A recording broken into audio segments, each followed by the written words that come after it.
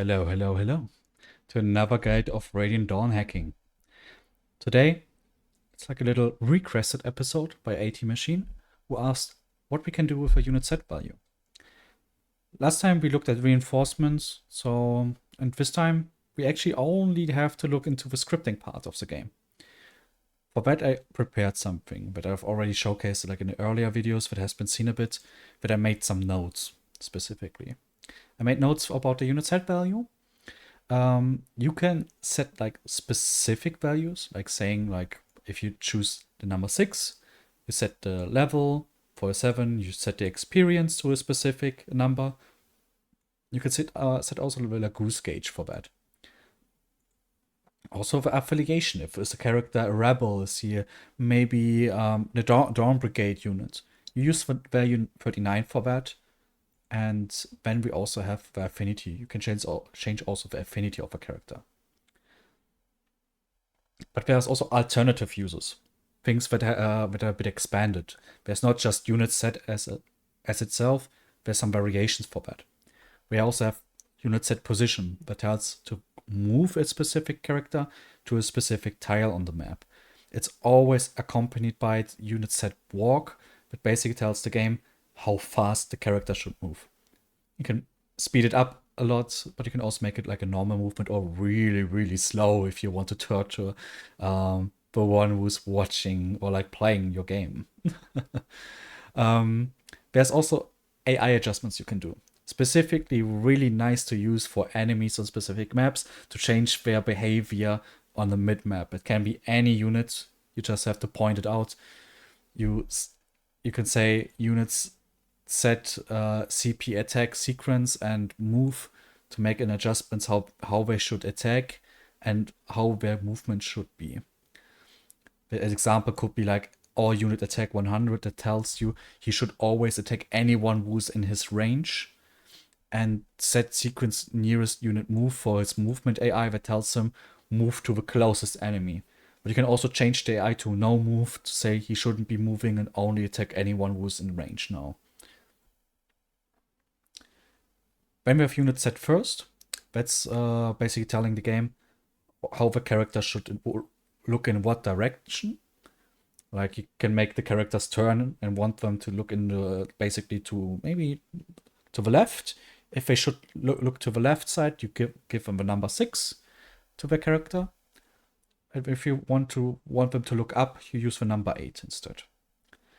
There's also unit set position there. That's a combination of the set first and set position, where you write down the character, then the XY value, and then the direction you want the character to look at the end.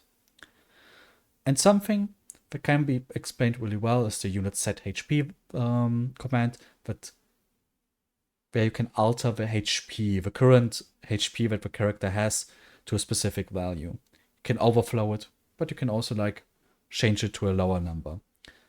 We will do an example with Micaiah in a moment, and we use this as an example how we can use the unit set value or do like a combination with that.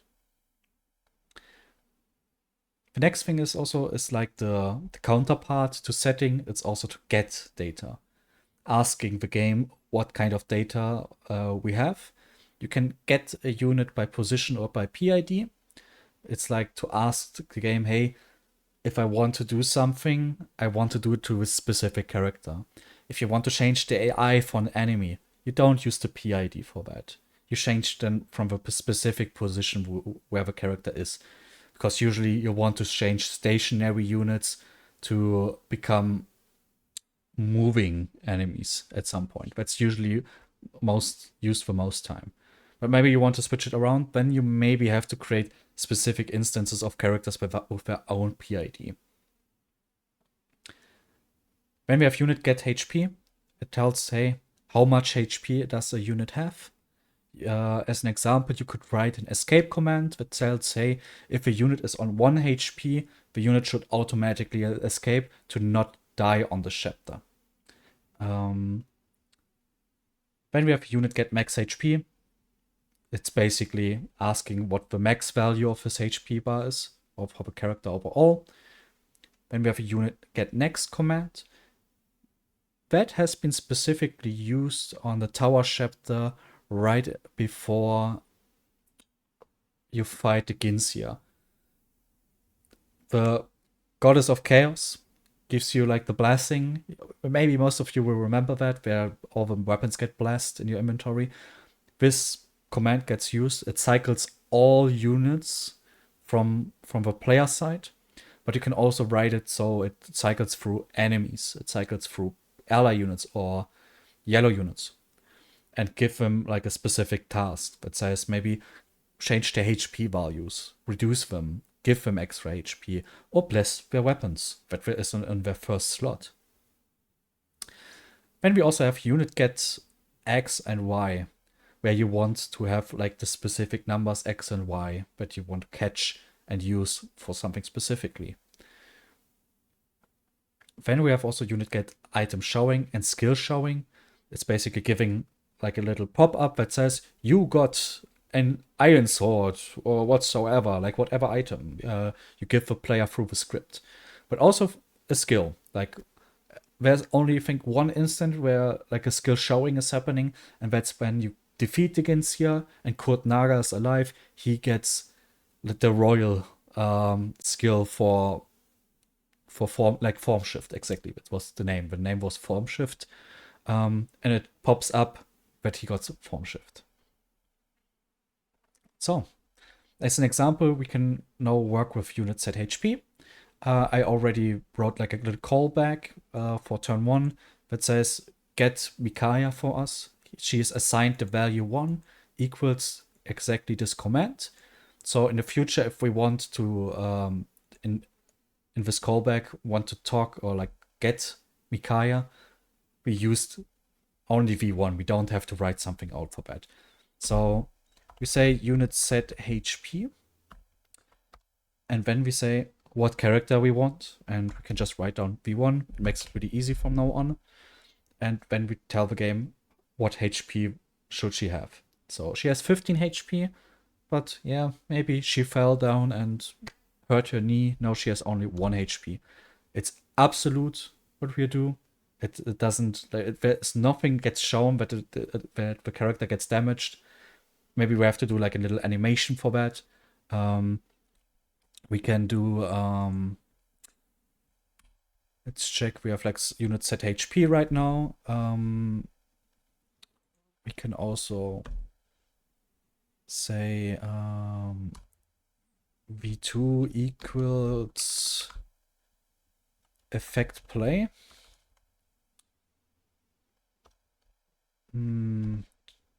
Let's say EID, effect ID.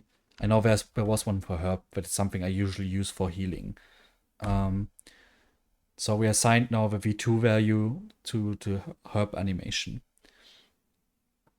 And now what we can do is say we want to make an effect happen on, that is basically the v2, the herb effect on the character 1, that is 0, and is on the shoulder. So let's save it. Also compile the script. That's something I do right now. And I will copy it into our game files in a moment. And we will start the game and see how it will look like.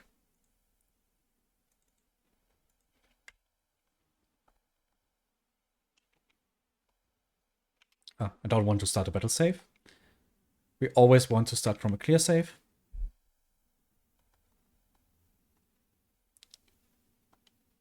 So let's see. Player phase starts. Pam. Okay, the effect didn't happen, but at least you see the HP has been set to 1. So what we can do now, we want to maybe increase the HP back on the next turn, back to 4. For that, we will have to write specifically, first we need to know, we can just basically copy everything over right now. Because we want the v1 value, maybe the v2. Maybe I just did like a little oopsie. The UnitSet HP we don't need anymore. Okay, we still need to, but let's write a v3, because what we need to know is what is the specific value of Mikaya's max HP. It's something that changes over the course of the game. It's something we cannot say is absolute. Since maybe you give her like a angelic robe and she has more HP then. So for that we have the get command, unit get HP or max HP, and say for v1. So we pull for Mikaya the value, and then we can say unit set HP.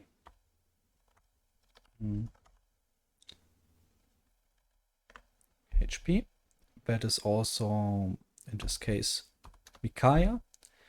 And since we don't have like a specific value that we want to assign, like 15, because fluctuating HP over the levels, we will now say v3 that corresponds to the max HP that Mikaya, since it grabs the data and saves it for the script to be used for this turn.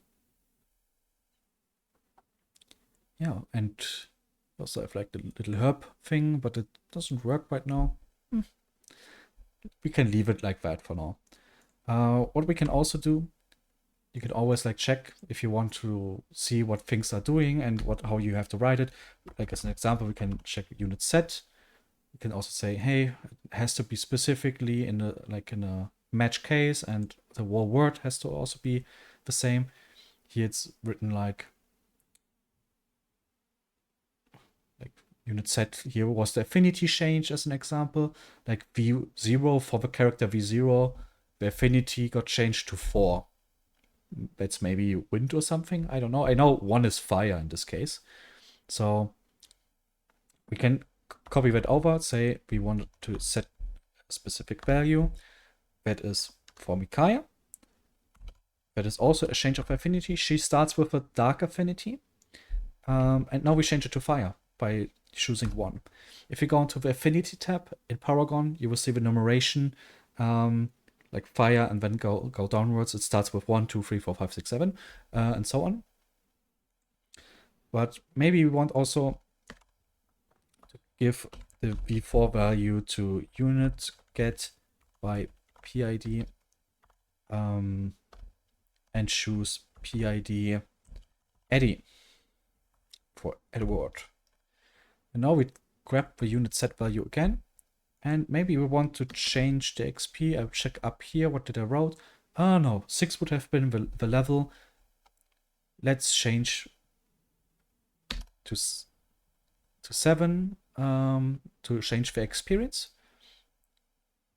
And maybe he should start with 99 experience, so he gets an instant level for the dopamine, I guess. But first I have also to write the v4 in here, so it also corresponds to the correct character.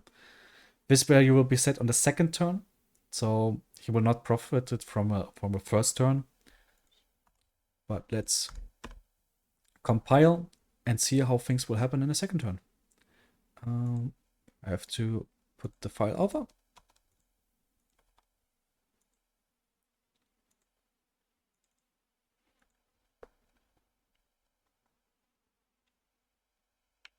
Start the chapter. And block with Eddie. Map only. Let's fasten everything up.